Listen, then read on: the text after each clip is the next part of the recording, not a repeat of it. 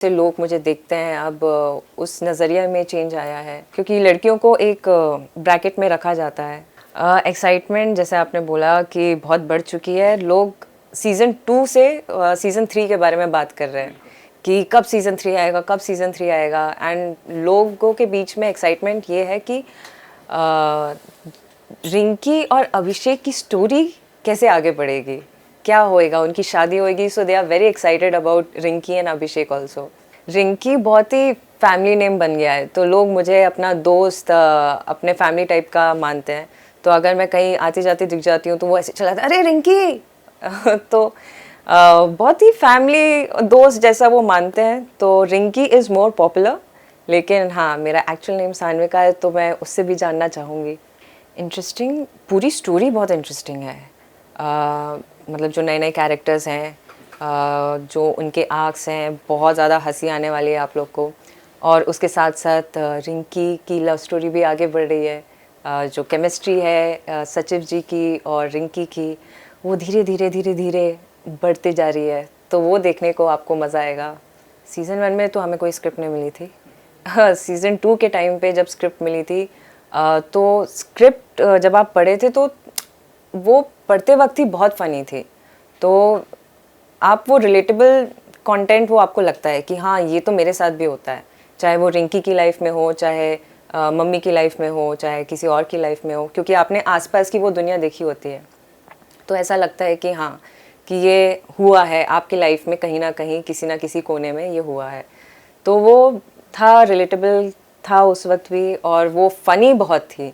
तो जब first time मैंने स्क्रिप्ट पढ़ी थी तो मैं बहुत हंसी थी, बहुत ज़्यादा हंसी थी। स्पेशली वो जो चप्पल वाली, जो चप्पल चोरी हो जाती है, तो उस पर मुझे बहुत हंसी आई थी। और जब हम रीडिंग भी करने बैठे थे तो सारे एक्टर्स बैठ के मतलब अपनी लाइंस ले लेके वो हंसते रहते थे। So it was very funny on the script level. और जब वो बन के आया तो of course it was more funny, it was funny. Sorry, real life में फेस किया है?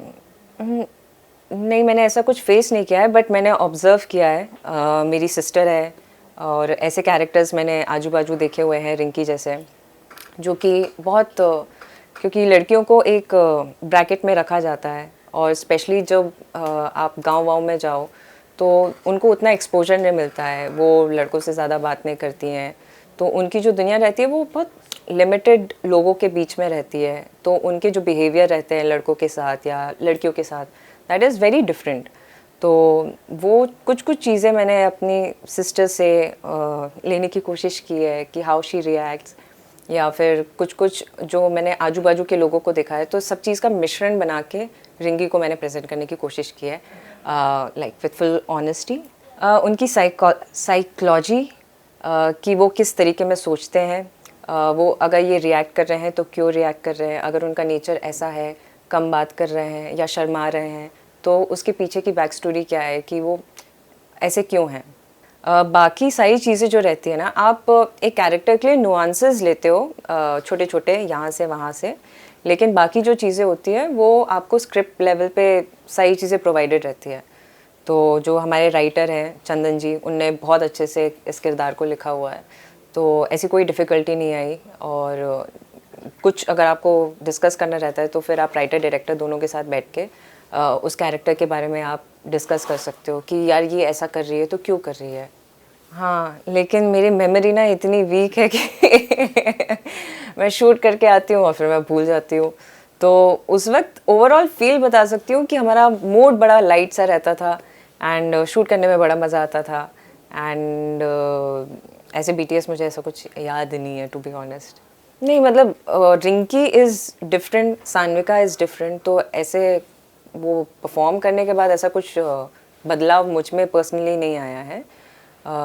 लेकिन हाँ, जब आप कोई भी क्राफ्ट को परफॉर्म करते हो तो धीरे धीरे जब आप सीखने लगते हो तो एक कॉन्फिडेंस लेवल जो रहता है, वो कॉन्फिडेंस लेवल आपका बढ़ जाता है। तो वो धीरे धीरे वो बढ़ा। करियर को लेकर चेंजेस आए, मेरे आसपास के लोगों को लेकर चेंजेस आए। जिस तरीके से लोग मुझे देखते हैं अब उस नज़रिया में चेंज आया है।